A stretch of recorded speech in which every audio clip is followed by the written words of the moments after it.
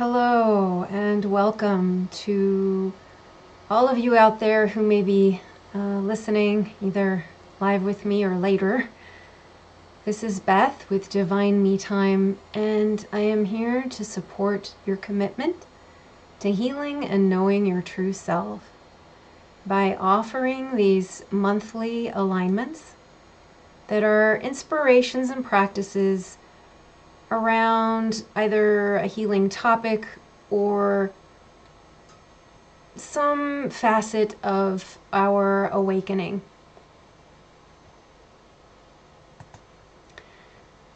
These are based on my blog at my website, divinemetime.com. And we're going to go there now to January's entry. So, hello everybody. Okay, so this is the first official alignment that I'm offering. I've done a few practice runs. Originally, I was thinking that these would be live but unlisted. But really at this point, I don't exactly have a huge following. And so I'm just going to put these out there with the chat for everyone. And this way I don't have to re-upload and cut and do all sorts of extra work. And I want to make these organic and easy for me and enjoy the process. So I hope you do too. Okay, let's talk about the subtle trap of trying too hard. So every sincere seeker eventually falls into the same paradox. We want awakening, and we want it badly, so we try everything. We chase peace, love, stillness, but the very effort to get there soon becomes the obstacle. So many of us strive for awakening, happiness, fulfillment, or love as if they're distant states that we must achieve. However, they are not something we can force or manufacture. And when it comes to, the spiritual seeker, there are a lot of ideas around the ego and killing the ego. While aspects of that may be necessary, ego is also essential to our ability to function in the world. So we get trapped when we think we have to annihilate some aspect of ourselves, when we have to fix some aspect of ourselves before we can know who we truly are. And that's the myth. And when we believe in that myth, we fall into the trap of trying too hard because we're trying to make something happen that doesn't need to happen and that maybe can't even happen. So in truth, light doesn't even need to be created. It's always there. You are that light. Our work is simply to remove the layers that obscure it. This is at the heart of nearly every wisdom tradition. The Buddha called it removing the defilements. The Sufis called it polishing the mirror of the heart. In the Christian mystic tradition, it's cleansing the doors of perception. And because there seems to be work to do, we tend to think there's something wrong with us that we must fix. We start our journey from a misguided assumption that one of my former teachers used to call the myth of our imperfection. And when we start our journey from that place, we go forward with that assumption in place, and it colors everything that we do. Think of it this way. If you were in Hong Kong but believed yourself to be on the moon, how might that error of orientation make your journey to Greece more difficult, if not seemingly impossible? If we believe we're somehow imperfect at the very start of our quest, we're already operating with or from a powerful falsehood that will usurp and expend a lot of unnecessary energy. And while maybe the experience of this part of the process is necessary, but at some point it becomes a trap. At some point, we just are never thinking we're good enough. We're never getting anywhere. While we cannot quicken our awakening, we cannot quicken our awakening for the same reason the heart can't be commanded to love and a flower can't be commanded to blossom. All of our efforts to be perfect ourselves must be kept in perspective. The mind can only prepare the space, but the flowering happens on its own through grace. I was listening to a satsang, a teaching by Muji, who you may be aware of. He's a non-dual teacher. And he was saying how there's nothing we can do. We can't force the awakening, but it's important to never stop trying. I thought that was such a beautiful and relevant saying for this alignment. We must first and foremost be willing to consider that we might actually be perfect already in our true nature. So I'm not talking about our person, the persona, the identity. This doesn't mean that we stop our practices and we sit back and do nothing, as Muji said. It means we work skillfully on what we actually can do, which is clearing the clutter and misunderstandings that blocks what's already present. Awakening happens naturally when the obstacles to awareness are released. Peace arises when resistance softens. Love flows when the fear of our imperfection is no longer guarding our door. When we stop taking everything, including ourselves, personally. And this quote from Rumi, just to reiterate, your task is not to seek for love. It's what you are. But merely to seek and find all the barriers within yourself that you have built against it.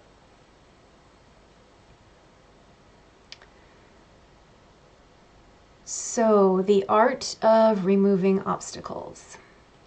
It's not obvious that the sun is always shining even on a cloudy day. Oh, is it not? Sorry, that's a question. Is it not obvious that the sun is always shining even on a cloudy day? Sometimes it's not so obvious. You are the sun, not the clouds. Each obstacle we remove, be it an old story, a self-judgment, or an unprocessed emotion, is like a cloud. Removing it allows more of our natural state to shine through. In practical terms, the work of healing might look like acknowledging pain instead of bypassing it or denying it. Breathing into tension instead of resisting it. Choosing gentleness over constant self-improvement. Seeing others as mirrors rather than enemies.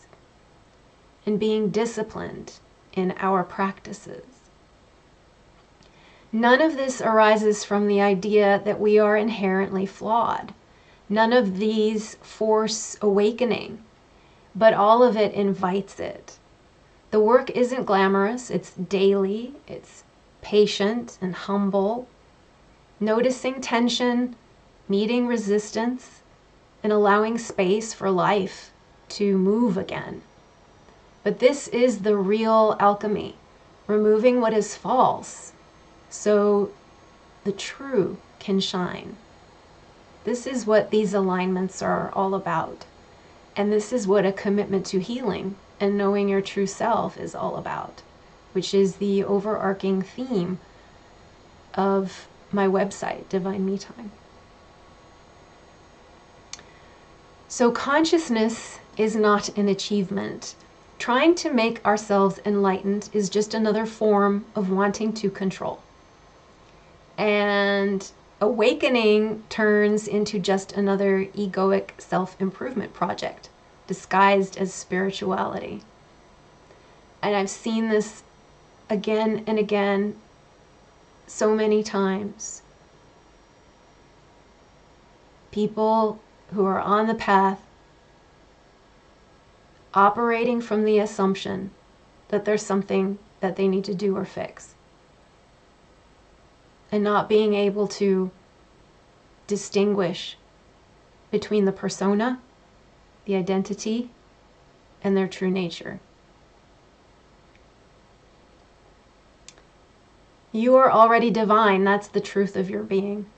But that divinity is covered up by all that other stuff you think you are. It's all in the head. But genuine awakening is an undoing, not a doing. It happens when we stop defending, pretending, and forcing. Modern neuroscience and ancient wisdom are meeting around this shared insight. Consciousness expands through integration, not domination. Imagine that. So, living the practice.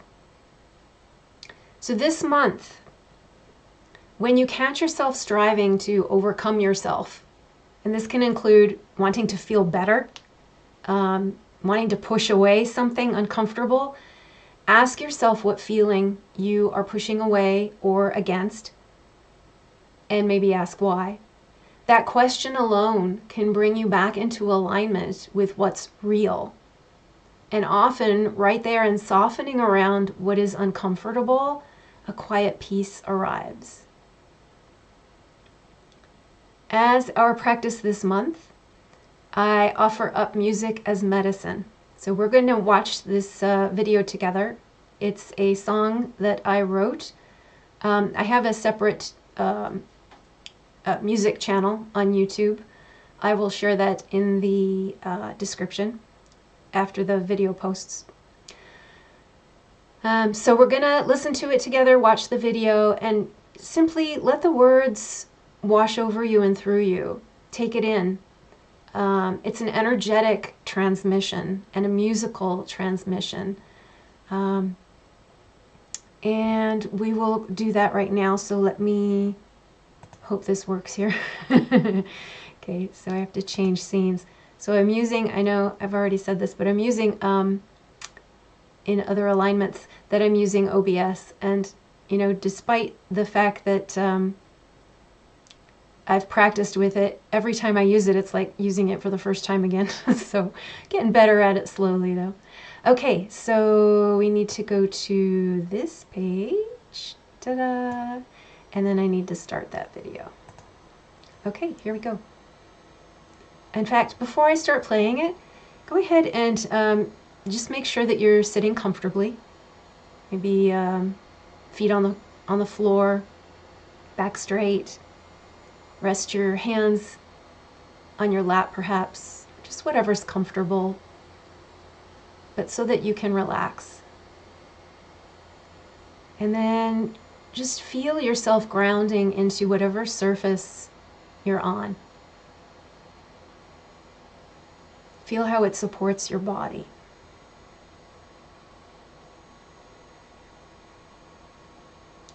Breathe.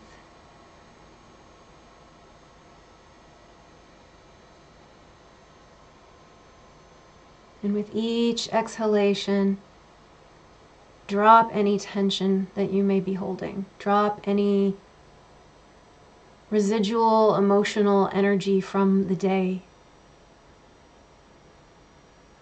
Drop as much as you can of your sense of self, who you are on the personal identity level.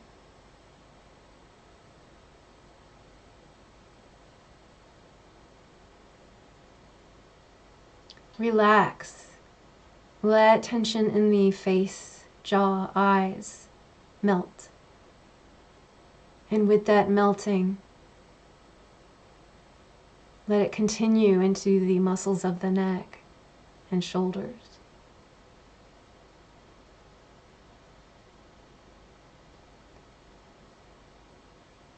Deeper now into the muscles around the heart and down into the solar plexus, lower abdomen, draining down the legs, through the feet,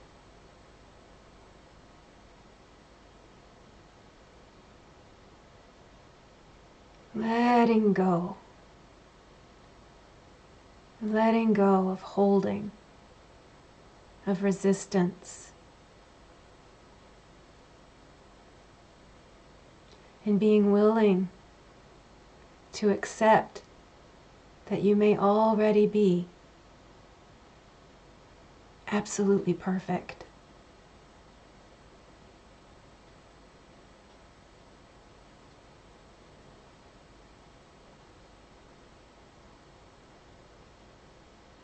You can keep your eyes closed or you can watch the video with me here.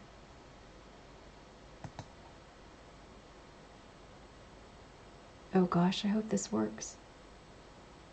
It might not.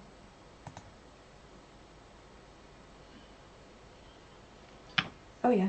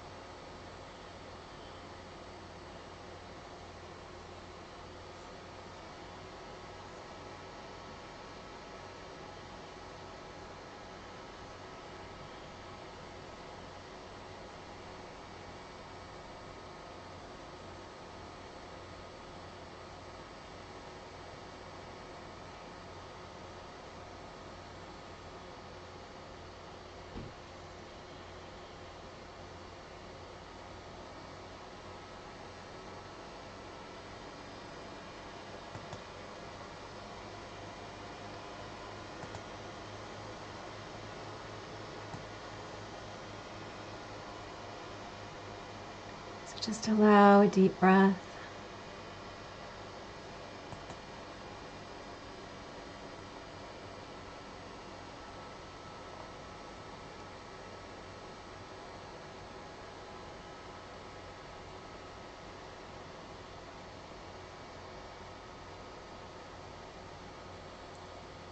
We are in a time of great transformation, and we were born for these times.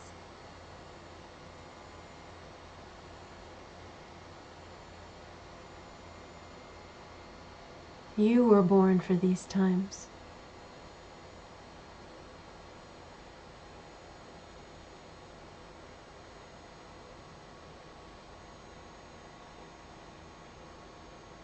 And your heart is an open door.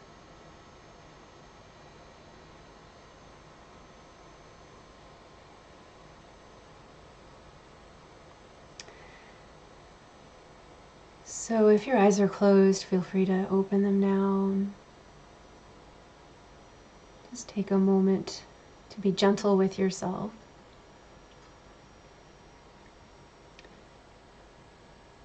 Now, while this month the alignment was music, it may be a meditation, it may be a movement practice. It will be different and kind of depending on the topic, just so you know.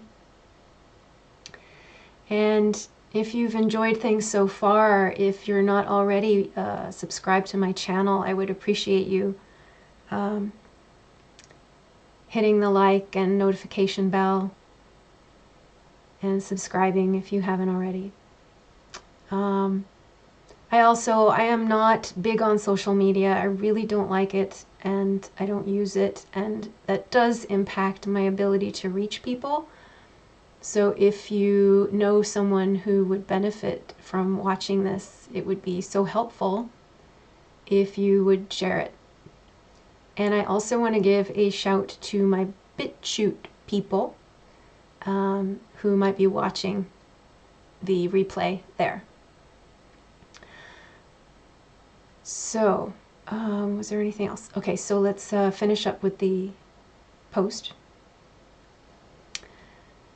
So also every month I will offer up some journal prompts. Journaling is a really good way to gain some clarity, to work through things. And so if that is something that you like to do, I'll give you some ideas to work with this month's theme. Am I ready to embrace, or at least consider the notion that I am essentially perfect already? And you know, this isn't a simple, it's not a simple thing. You can't just say, okay, yeah, I'm perfect. There are a lot of ins and outs and twists and turns to it. And so get really curious about what it means and just follow the trail, see where it leads you. What am I trying too hard to make happen right now? You know, whether that's feel better or different, or change your life in some way, or change someone else in some way, or your situation. Just look at how you might be overexerting or applying pressure and control where it's just an expensive energy, because it's not going to change anything. It's especially true when it comes to other people. And then what would shift if I stopped forcing and just started allowing? And sometimes with that has to come acceptance. Of course, acceptance is a really good sign that we are healing. So, in closing, the world doesn't need more people trying to be spiritual or prove how spiritual they already are. It needs those committed to knowing and disciplined enough to merit the grace of knowing. It needs more people willing to simply be spacious enough to let the light through. When we stop building walls, awakening walks in on its own. So thank you so much for watching. And until next time, be gentle with yourself. I'll see you in February. Bye-bye for now.